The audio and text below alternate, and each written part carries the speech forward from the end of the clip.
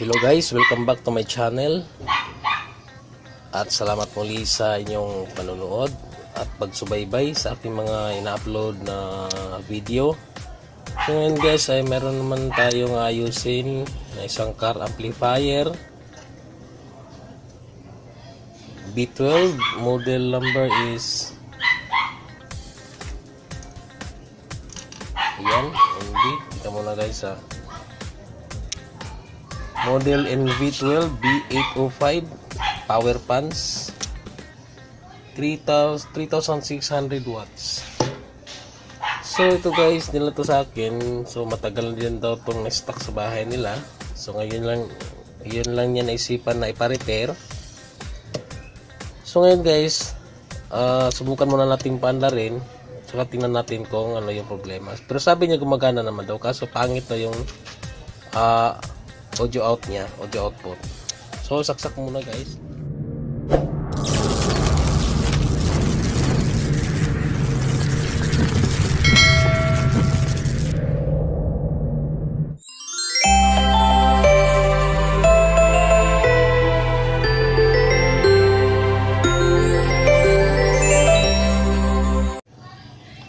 So saksak muna to. So ito dito to na transformer. So yan lang. Pang ano ko lang. So ayan guys, saksak natin uli. Binunot ko lang. So ayan, nilaw na. Tapos saksak natin yung signal. So isa lang yung signal natin, ganito sa DVD. So saksak ko channel 1 sa channel 1. So subukan lang pakinggan guys kung ano. Tapos ito, baling speaker niya is ito. Tapos ito na yung isang linya niya nasa ground. Bali common lang yung ground niya guys, sa gitna ito. Puro ground lang yan. So ito isundot ko lang to bawat channel kung ano yung mga kinalalabasan niya, kung pareho lang ba. So sige guys.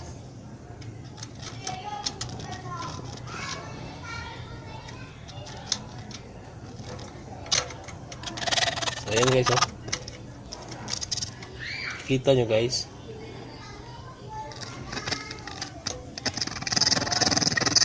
Yan.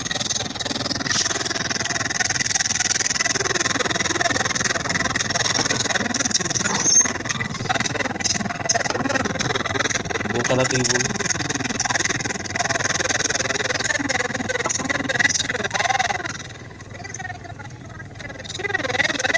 Ayan talaga guys oh.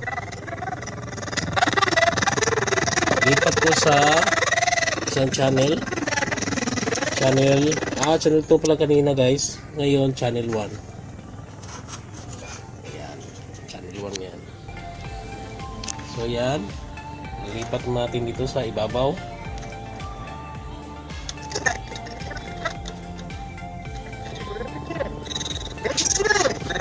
So ganun pa rin guys. So volume natin.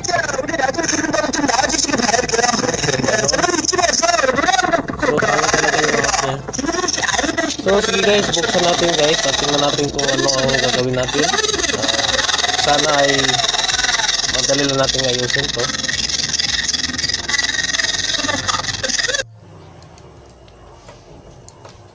So ngayon guys, bali binunot ko na yung capacitor. So okay naman siya. So ngayon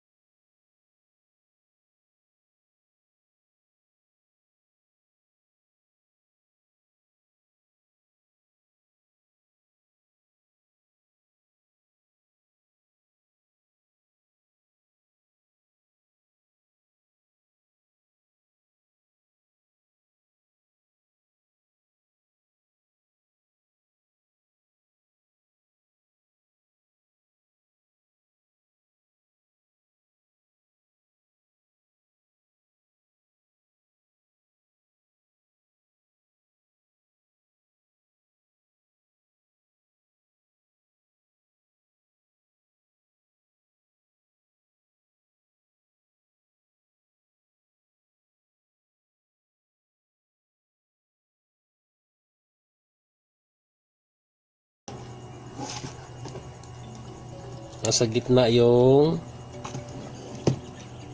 neutral, negative, positive ito. So, nasa gitna yung ground. Mali yung ground nyo. So, voltage checking tayo guys. At saka yung diskarte natin is hugot-hugot lang. So, andito yung positive. Ito yung positive. Positive, negative to. Ground. So, dapat dito ay may masukat tayo na mahigit sa 12 volts. Kung 35 volts, malamang nasa 24 volts dapat. So, check natin guys. So, nasa 50 tayo. 50 volts. So, dapat dito yan. 20 dito. Sige. Ayan. Oops, bumalik. So, may problema. So, mayroon siyang na-sense na mabibigat na load.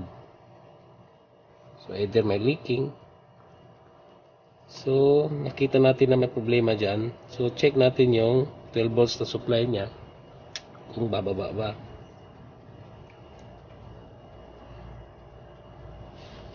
So, saksak natin ulit. Ayan. So, okay naman guys. Bumaba pa rin. So, apektuhan yung dito sa supply. Sa supply, primary. Dito sa primary. Pagdating sa secondary, kasi dadaan siya sa ito. Yung transformer. Dadaan siya dito sa winding. So, pag oscillate niya dito, dapat mayroong voltahe na kasi ano to 35 volts, ibig sabihin yan, may mga above 20 volts dyan para mag-supply dito sa mga transistor niya, yung amplifier niya. So, dito. So, ngayon, check natin yung biasing niya.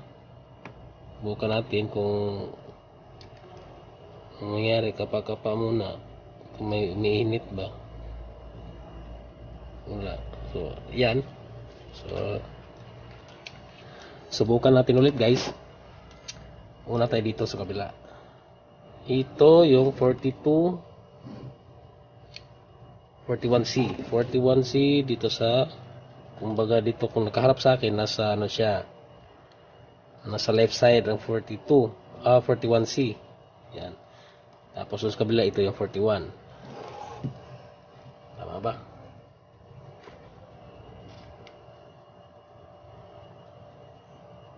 42. So pareho pala sila guys na posisyon. So 41C dito sa kabila. So sige guys, subukan natin. So biasing tayo. Base emitter. So tingnan natin ang galaw ng so sige, kita mo sila guys.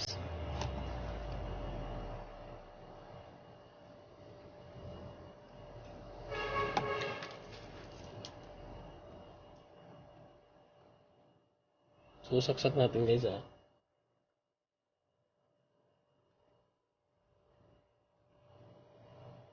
So, halos hindi natin alam yung palo kasi naka 50 volts tayo. So, kadalasan yan nasa 0.4 lang yan. 0.4 volts. So, dito tayo sa 0.5 volts. Para medyo safe. So, tingnan natin guys kung ano yung voltahe niya. Yung stable ba yung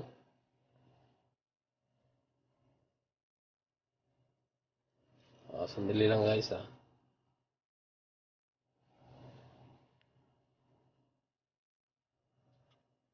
May lumabas sa camera ko So ngayon guys, patuloy tayo. Ito voltage tayo.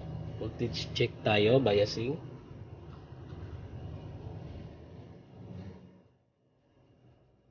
Yan guys, gumagalaw siya pero konti lang.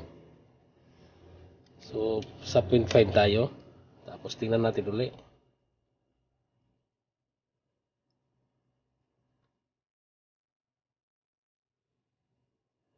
Ayan, so maliit, bumabalo siya. So, katulad din dito, hindi siya tumutuloy. Bumabalik siya. So, dito naman sa kabila, sa 42C, ayan. So, tayo. So, baliktad yung ano ko guys, biasing. So, dito yung positive. Ito yung baliktad. So, ayan guys, may kaunti siyang bias guys. So, medyo hindi naman tayo kakabahan dyan. Dito sa kabila.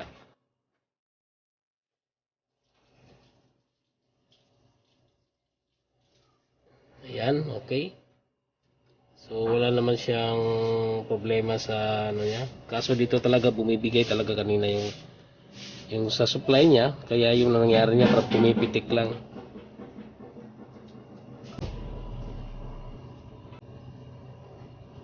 Ganun din guys. Yan. So, may maliit na voltahe sa biasing niya. So, 1, 2, 3, tatlo, pang-apat na channel. Dito guys.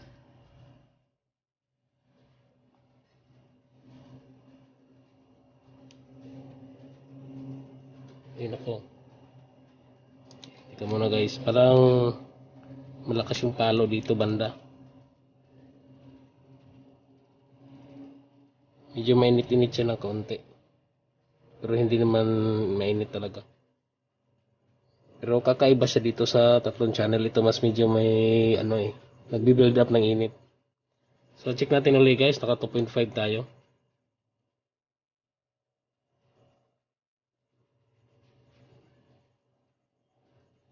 So ayan guys, pumapalo siya, medyo malakas. So pagpalagyan natin maliit lang siya sa 2.5 volts. Pero kakaiba siya sa tatlo. Kasi ito ang may mas mataas. Siguro kung hindi magdra-drop yung voltage niya, malamang ito tataas yung bias dito. Kaso lang nagdra-drop. Kaya ayan, minimize lang yung ano niya dito. Pero mas mataas siya sa tatlo, yung channel. So yung sa kabila naman guys sa 42C, tip 42C. Ganun pa rin guys, baliktad lang yung pagkalagay ko. So subukan ko muna itong tanggalin guys.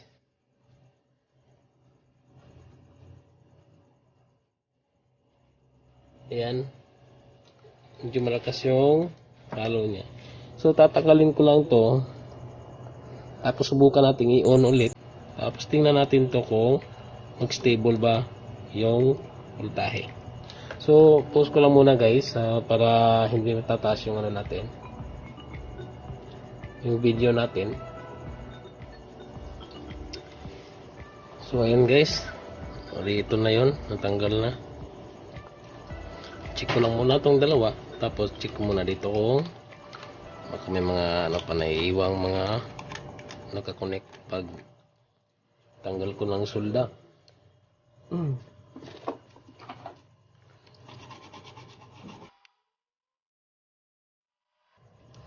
Okay na. So ito guys, try natin na test natin.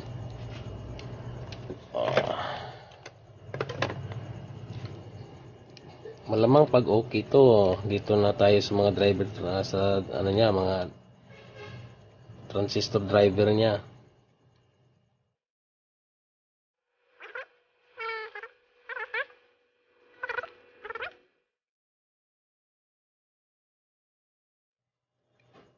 So, okay naman guys. So malamang dito yon.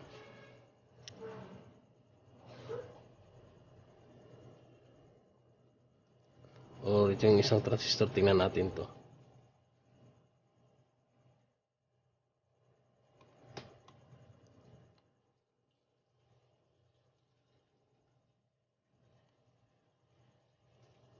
Titingnan natin kung anong klaseng transistor. Pero kung tatanggalin ko na lang to guys, tapos i-check ko lang. Kasi baka may leak ito. Mahirap sa board i-test eh.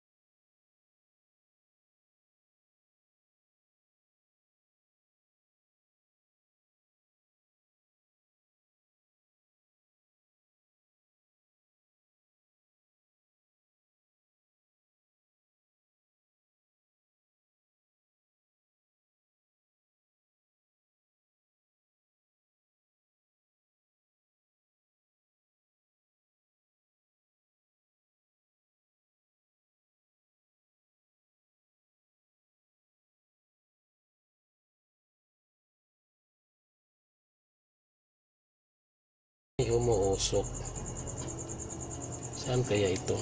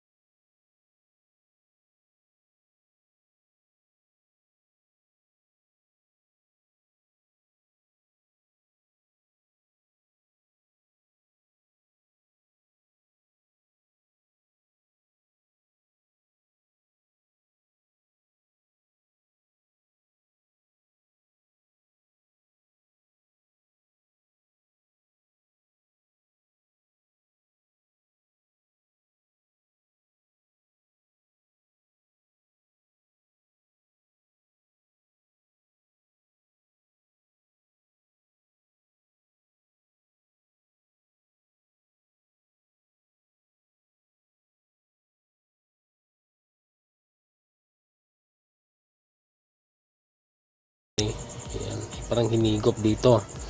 So ngayon guys, hanapin ko lang yung transistor dito kung saan yung may shorted.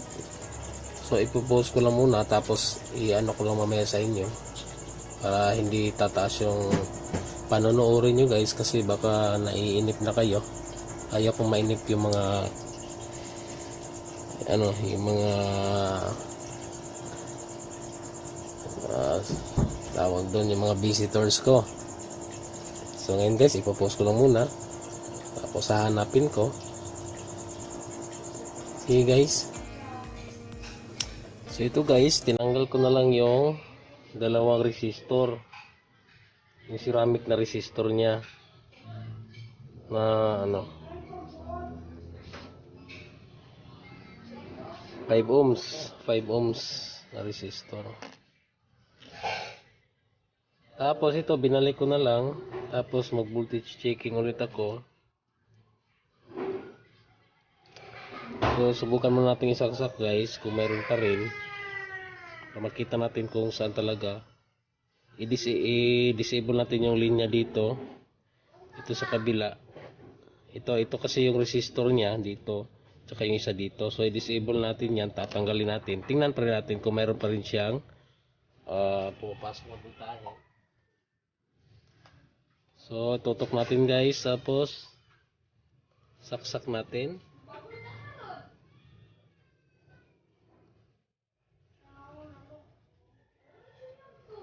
So pasensya guys, buti na lang naka times 1 pala. So ayan, so saksak natin ulit, tapos kinuha ka na lang yung resistor dito na nasunog. Saan na ba yun? Isang 220, ito red brown. So yan, sunog na yan. Ang code nito is red brown, bali 220 ohms. So ngayon saksak natin, saka voltage check tayo. So sa 50 tayo, 50 volts. So ayan, pumapalo pa rin. Pero kaunti na lang. Ayan, parang tumaas ah. Oh, meron siyang yan, unti-unting tumataas. So medyo malakas pa rin guys, mataas pa rin yan. Ito sa kabila, ganoon pa rin. Yan, baliktad nga lang yung polarity. Yan, saksak natin lang para makita natin kung ilang voltahe. Ayan, umaabot sa hindi na bumababa oh. So umabot sa hanggang 18 volts. So ngayon guys, tingnan natin to dito kasi ito na-check na natin yung voltahe, meron pa rin. So mag-compare tayo dito sa kabila kung dito sa mga maliliit na transistor. Itong maliliit na transistor na to, wala na, naubos ko na to, chinek ko na to lahat. Kahit sa nasa board siya, chinek ko. So wala naman bahid ground, shorted. So ngayon, tinanggal ko isa-isa, ganun pa rin wala. At saka yung resistor niya, okay naman tingnan. So hindi ko na ini-isa-isa, maliban lang doon sa isang sunog. Yung kapasitor, good naman. So wala naman problema. Tapos dito sa operational niya na yung 4558, sinek ko isa-isa. So wala naman, disable ko yung isang signal dito, papasok dito, ganun pa rin, mayroon pa rin voltahe. Kita natin ngayon, kanina disable ko, mayroon pa rin. So medyo naguluhan ako kung saan ang simula yung voltahe na pumapasok dito. Wala naman mga major na parts na dito na may cause ng ng pagpasok ng mataas na voltahe dito sa bias niya sa base emitter. So dapat sana nasa mga point something lang, 0.4, 0.3, 0.4, 0.5. Pero dito mas mataas na yung voltahe. Dito umabot ng 18 volts, samandit nasa 5 volts. So abnormal talaga. So mag-compare tayo bakit ganon. Tapos subukan natin. Dito tayo sa driver transistor niya, sa switching. So subukan natin i-compare yung voltahe, tapos tingnan natin. Yan, dito tayo sa emitter base. Yung 1 is emitter, base is andito. So subukan natin dito kung okay ba.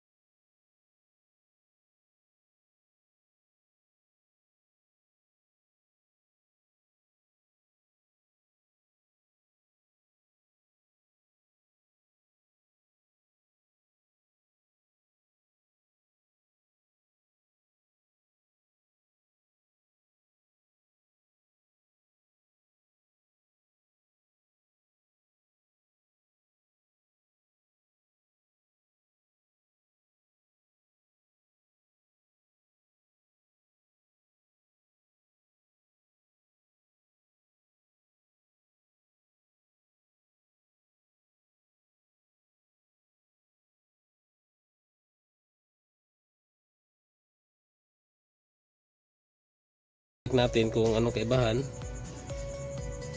dito. Check natin to dito capacitor. Basta ano nyo guys, kasi may reference naman tayo dito eh. So kung ano ang dapat dito, mayroon din dito sa kabila. So dapat magtaka na tayo kung iba na yung ano niya. So i-trace na lang natin yan kung anong problema. So medyo sa problema ngayon, medyo nasa ano tayo, sa portion tayo na medyo ano na, medyo sa mga bihira lang na masisira na parts. Kadalasan kasi ito yung minigay, tapos may nasusunog pa dyan na resistor. So tingnan natin saan yung nag high current niya or nag over voltage niya. So check natin dito yung capacitor isa. So check muna tayo dito sa ano yung good.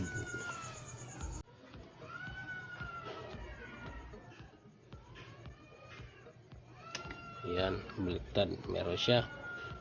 Meron siyang voltahe ba yan guys?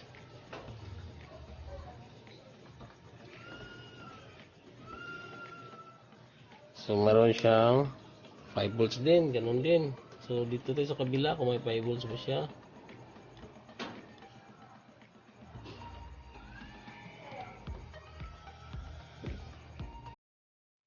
Walang reaction. So walang reaction guys. So bakit? So tingnan natin dito bakit walang reaction.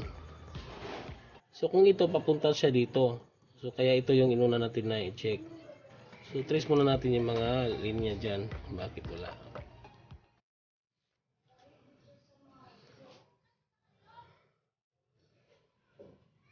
O check muna natin yung collector at saka ano, kung dito kung ano ba yung reading niya dito. Collector at saka yung sa emitter.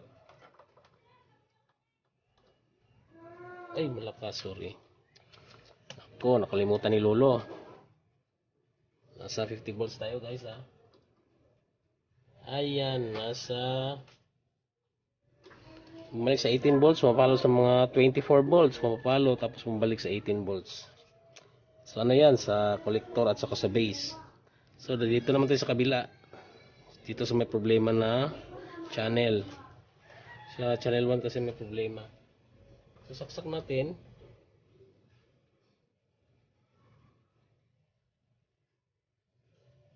So walang reaksyon. Bakit? Tingnan natin bakit walang reaksyon.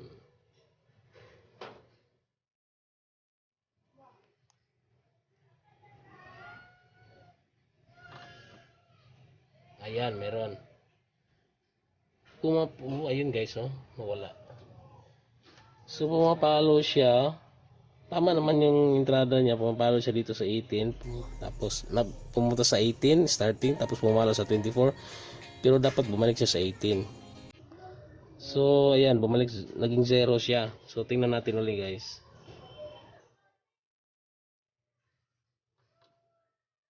Yan, palo, tapos yan, tapos back to 0 siya, diba? Samantalang dito sa kabila meron siyang 18, diba? So nawawala yung supply dito. Bali parang may problema sa switching. So ito ngayon ang hahanapin ito kung saan nanggaling ang switching niya. So kung dito yung ano niya, ito yung base, ito yung base, ito yung collector. So nawawala ang collector. So ibig sabihin nawawala ang collector. Yung base, andito pa rin yung supply nila.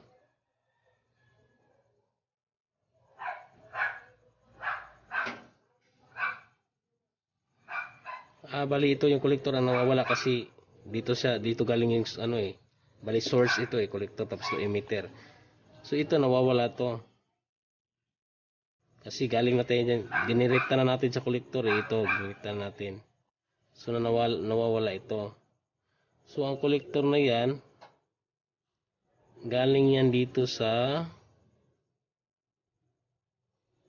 papunta dito sa yan sa switching. Dito siya papunta guys. So kung dito siya papunta, so trace lang natin dito.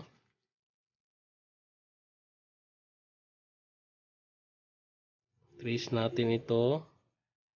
Papunta dito.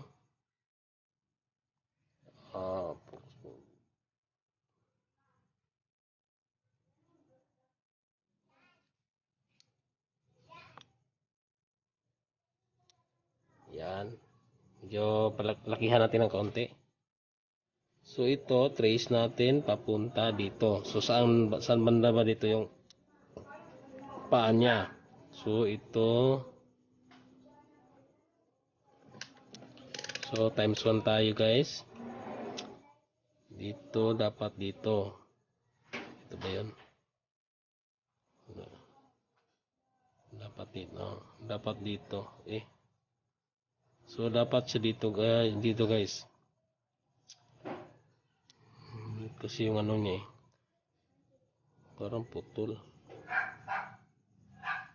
So okay naman. Papunta dito. Umiikot siya dito. Dito siya na.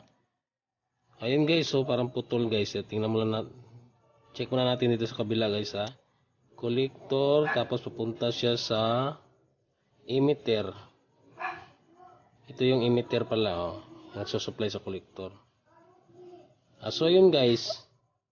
Putol nga guys. Ayan, collector, papunta siya dito emitter. So dito yung emitter, supply niya dito. Kung nagsiswitch ito, so mag-supply siya dito sa collector parate. So mayroon yan siya sa collector parate. Kasi dito nang galing yan no, sa ano. Dito yung source din niya sa transistor. So kung ito yung source niya sa transistor, pag switch nito, lilipat dito, bali tatawid dito, papunta siya dito sa collector. Pagpunta nito sa collector, dapat hindi na siya mawawala kung naka-switch on na to parate. Dito, tulad nito. So ito guys, hindi na siya makapag-supply siguro kasi putol na. Meron lang siyang initial na supply. Galing dito yan sa may resistor kasi to Ayan, may resistor pa to dito.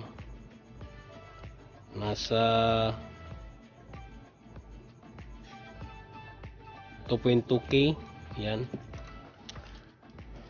So initial lang yan siya. Mag-supply siya dito sa emitter.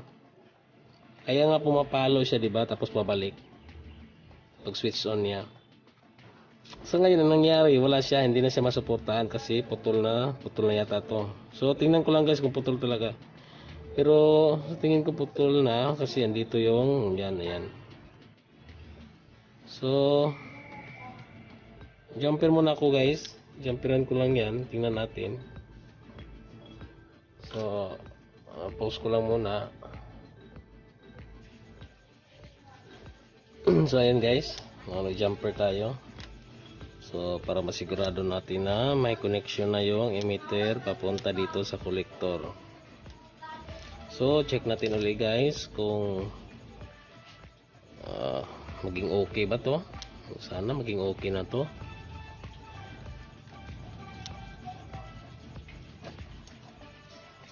So saksak natin ulit. Tapos sabay naman, walang init. So dito tayo sa 50 volts.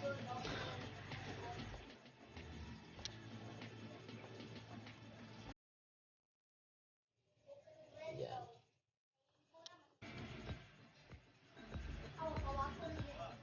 Parang malakas pa rin.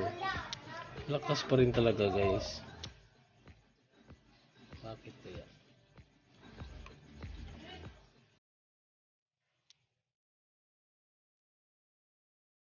So dito sa kabila,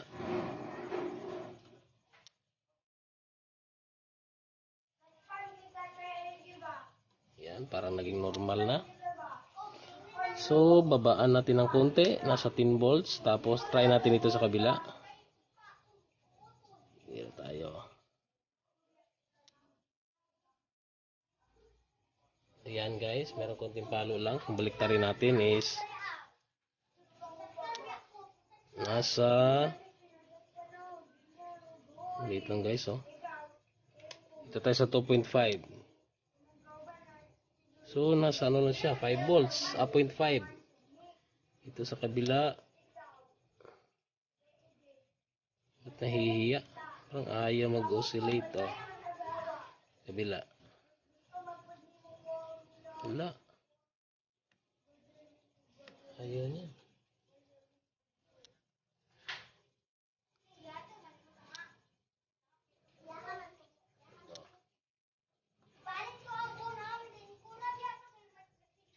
Ayan. Follow siya pero bumabalik. Samantalang dito meron siyang 5 volts. Dito, bumabalik. Dito, 5 volts. So, ibalik natin yung resistor. Bali ito, pwede pa to. Kaso lang, wala pa akong pampalit. Maghahanap. So, maghahanap muna ako guys ng pampalit na resistor guys na 220 ohms. So, ito guys, meron akong nabunot. So, kabit muna natin. So, dito ko muna kakabit sa ibabaw.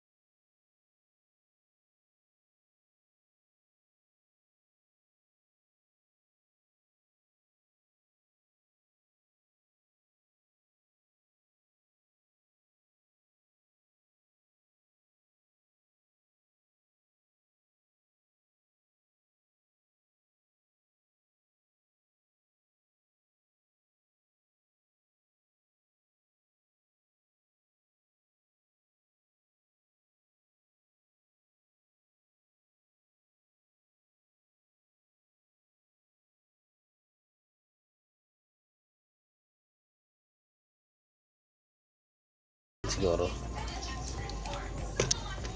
Ayan.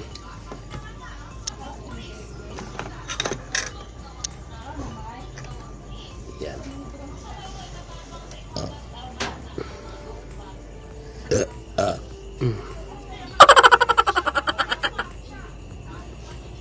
Ayan guys, tingnan nyo guys, nasa emitter base na.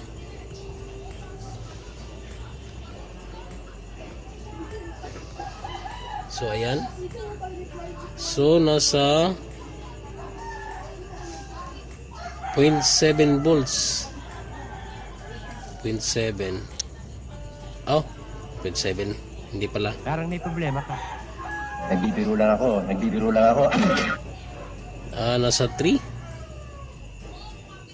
0.3 volts. Dito sa kabila.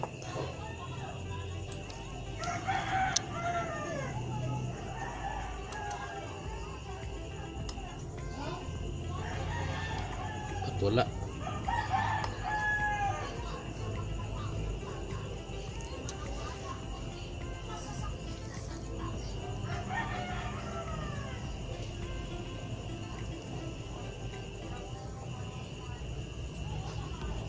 Yan. Ganun din. 0.7 volts. Compare natin.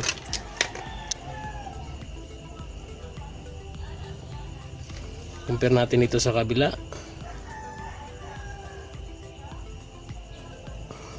So, pareho lang guys, pareho lang. So, 2.5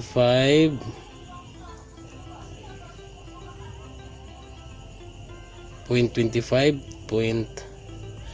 so, nasa ano siya 0.3 0.3 something.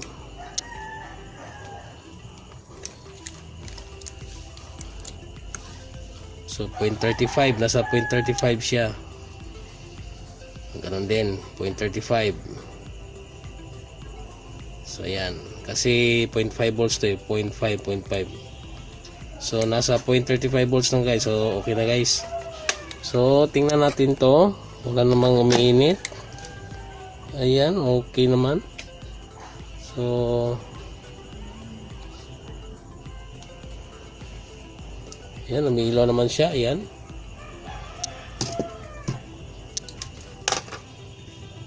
Ayan, umiilaw. So, okay naman siya. So, subukan muna natin pagkanahin guys.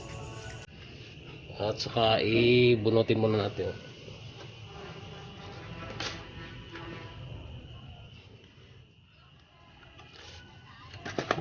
So, ngayon, mag-inject tayo ng signal. So, pause ko muna guys ha. So, ayan guys. So, ayan, balik natin yung yung speaker. So, andito siya sa channel. So, lipat-lipat lang na channel guys. So, ilagay natin muna dito. Ayan.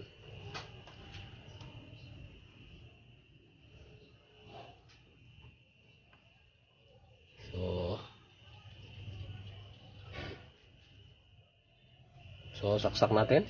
So, tingnan natin.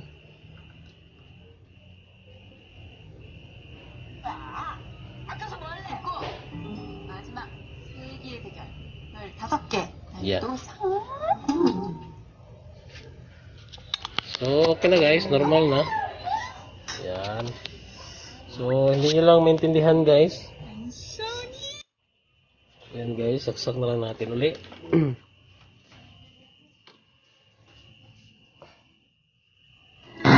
저기 혹시 뭐 찾으시는 거 있으세요? 저 사진 중서 형님. So, ayan guys, okay na. So, sana nasundan nyo yung tutorial ko guys. So, salamat muli sa pagbisita sa aking channel. And God bless po sa lahat. So, subukan muna natin yung iba guys. Ilipat-lipat natin. So, ito. Subukan muna natin para sabihin na okay na talaga lahat ng channel. So, ito ilipat natin dito. Kaso malakas.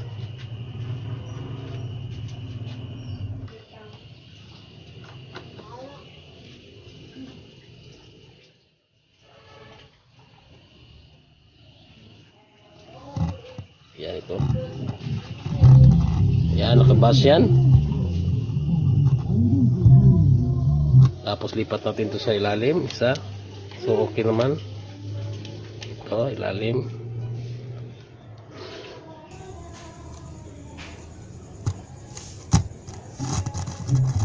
Yan, kabas din yan.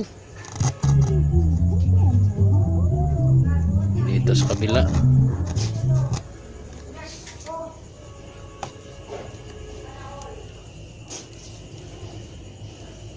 너무 기다리고 있는데 뭐가 맛있겠어? 너 아빠가 또 문경하면 소녀들 진짜 난리다. 불러주시고 우리 진진 씨 So, yan guys. So, kahit hindi nyo naintindihan yung sinasabi ng ano, at isa lang natin ha. So, okay na yung audio out niya. So, salamat muli guys. And good luck.